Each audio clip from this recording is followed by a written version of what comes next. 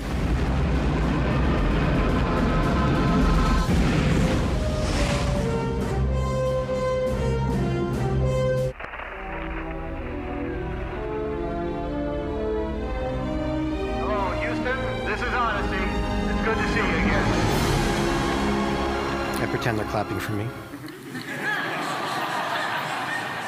So now I'm in a parking lot. Basically, it's a tin can, and I'm basically recreating the launch with fire extinguishers, fire. I have wax that I threw in front of the lens to look like ice. And so basically, if you believed any of the stuff that I just showed you, what you were reacting to, what you're emoting to, is something that's a total falsehood. And I found that really kind of fascinating.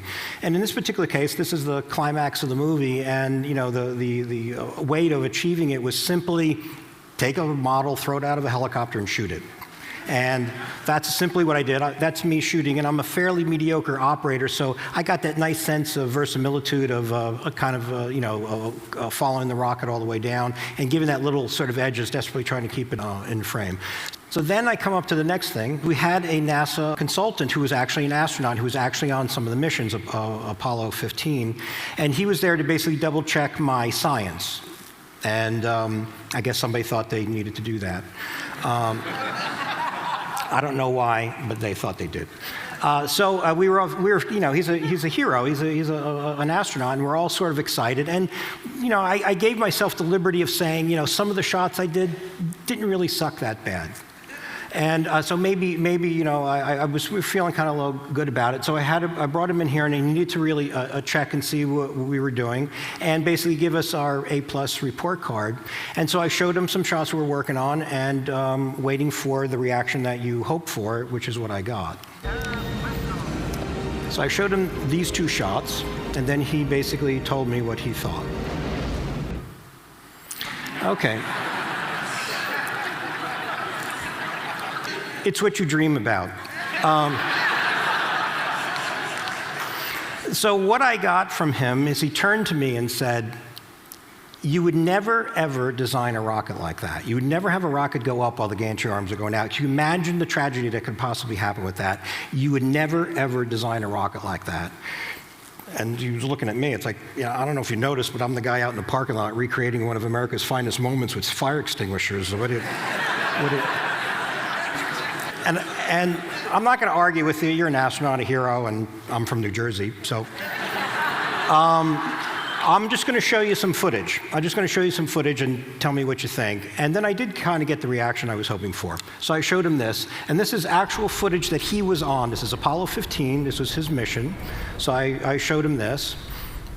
And the reaction I got was interesting.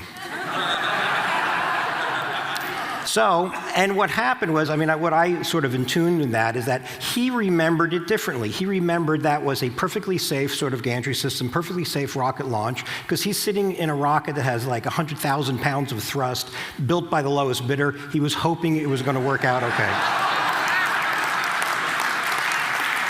So he twisted his memory around. Now, Ron Howard ran into Buzz Aldrin, who was not on the movie, so he had no idea that we were faking any of this footage, and he just responded as he would respond. And I'll run this. Buzz Aldrin came up to me and said, hey, that launch footage, I saw some shots I'd never seen before. Did you guys, what vault did you find that stuff in? And I said, well, no vault, Buzz. We generated all that from scratch. And he said, wow, that's pretty good. Can we use it? I think he's a great American. So Titanic was, if you don't know the story, doesn't end well. Jim Cameron actually photographed the real Titanic. So he basically set up, or basically shattered the suspension of disbelief, because what he photographed was the real thing. A Mir sub going down, or actually two Mir subs going down to the real wreck. And he created this very haunting footage. It's really beautiful, and it conjures up all these various different emotions, but he couldn't photograph everything. And to tell the story, I had to fill in the gaps, which is now rather daunting, because now I have to recreate back-to-back what really happened. And I had to, I'm the only one who could really blow it at that point. So this is the footage he photographed, and it was pretty moving and pretty awe-inspiring. So I'm going to just let it run so you kind of absorb this sort of thing. And I'll describe my sort of reactions when I was looking at it for the very first time. I got the feeling that my brain wanted to basically see it come back to life. I automatically wanted to see this ship, this magnificent ship, basically in all its glory. And conversely, I want to see it not in all its glory, basically go back to what it looks like. So I conjured up an effect that I'm later going to show you what I try to do, which is kind of the heart of the movie for me. And so that's why I wanted to do the movie. That's why I wanted to create the sort of things I created. And I'll show you, another thing that I found interesting is what we really were emoting to when you take a look at it. So here's the behind the scenes, a couple little shots here. So when you saw my footage, you were seeing this. Basically, a bunch of guys flipping a ship upside down, and the little Mir subs are actually about the size of small footballs, and shot in smoke. Jim went 3 miles down, and I went about 3 miles away from the studio and photographed this in a garage.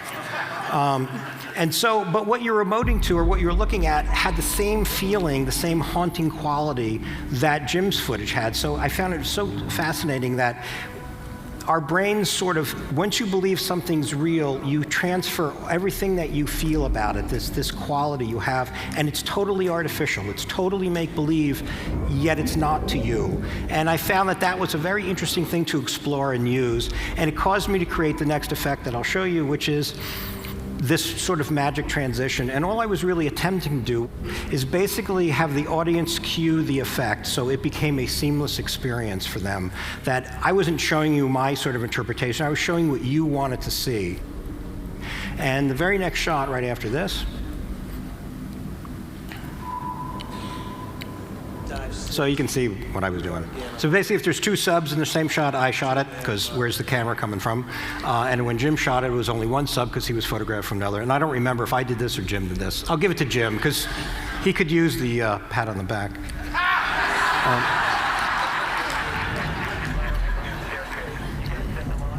Okay, so now the Titanic transition. So this is what I was referring to, where I wanted to basically magically transplant from one state of the Titanic to the other. So I'll just play the shot once.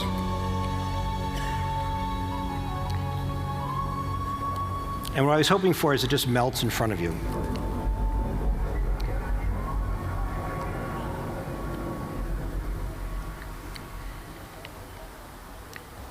That was the last time Titanic ever saw daylight.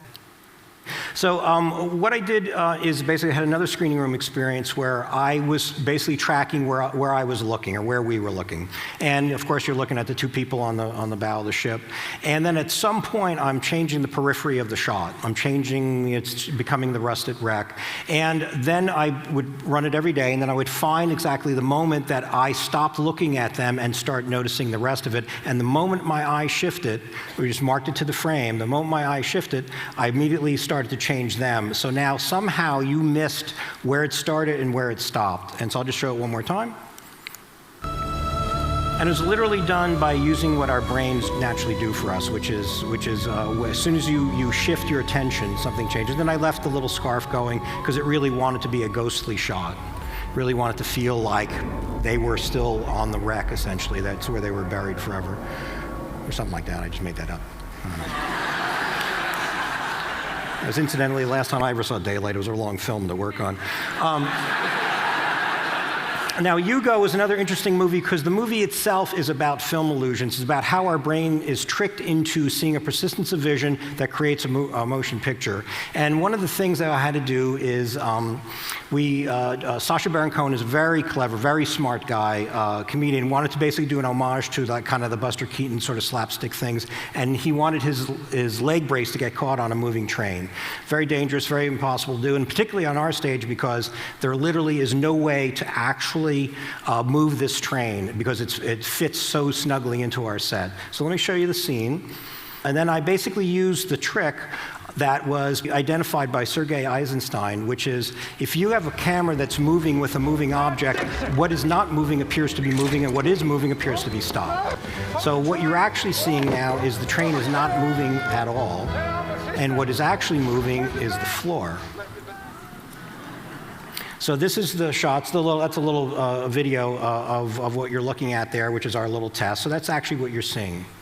And I thought it was sort of an interesting thing because it was part of the homage of the movie itself is coming up with this sort of genius trick, which I can't take credit for. I'd love to, but I can't because it was invented like in 1910 or something like that. I told Marty, it's kind of one of those mind things that it's really hard to really get until you actually see it work. And I said, what I was going to do. And he said, so let me see if I get this straight. The thing with the wheels, that doesn't move. And the thing without the wheels, that moves. Precisely. Brings me to the next and final. Marty's not going to see this, is he? This isn't viewed outside of. The next illustration is something that there's like all one-shot theory. It's a very elegant way of telling a story, especially if you're following somebody on a journey, and that journey basically tells something about their personality in a very concise way. And what we wanted to do, based on the shot in Goodfellas, which is one of the great shots ever, a Martin Scorsese film, of basically following Henry Hill through what it feels like to be a gangster walk, going through the Copacabana and being treated in a special way. He was the master of his universe, and we wanted Hugo to feel the same way. So we created this shot. That's Hugo. And we felt that if we could basically move the camera with him, we would feel what it feels like to be this boy who is basically the master of his universe. And his universe is behind the scenes in the bowels of this particular train station, and only he can actually navigate through and do it this way. And we had to make it feel that this is his normal, everyday sort of life. So the idea of doing it as one shot was very important. And of course, we're shooting in 3D, which is basically, it's a huge camera that's hanging off of a giant stick. So to recreate a Steadicam shot was the task, and make it feel kind of like what the reaction you got when you saw the Goodfellas shot. So what you're now going to see is how we actually did it. It's actually 5 separate sets, shot at 5 different times with 2 different boys. The one on the left is where the shot ends, and the shot on the right is where it takes over. And now we switched boys, so it went from Asa Butterfield, who's the star of the show, to his stand-in. I wouldn't say a stunt double. There's a crazy rig that we built for this. And so this is set number 3 we're into. And then we're going to go into basically the very last moment of the shot is actually the Steadicam shot. Everything else was shot on cranes and various things like that. And it literally was done over 5 different sets, 2 different boys, different times, and it all had to feel like it was all one shot. And what was sort of great for me was it was probably the best reviewed shot I've ever worked on, and I was kind of proud of it when I was done, which is you should never really be proud of stuff, I guess. So I was kind of proud of it, and I went to a friend of mine and said, this is kind of the best reviewed shot I've ever worked on. What do you think was the reason? And he said, because no one knows you had anything to do with it. So all I can say is thank you, and that's my presentation for you.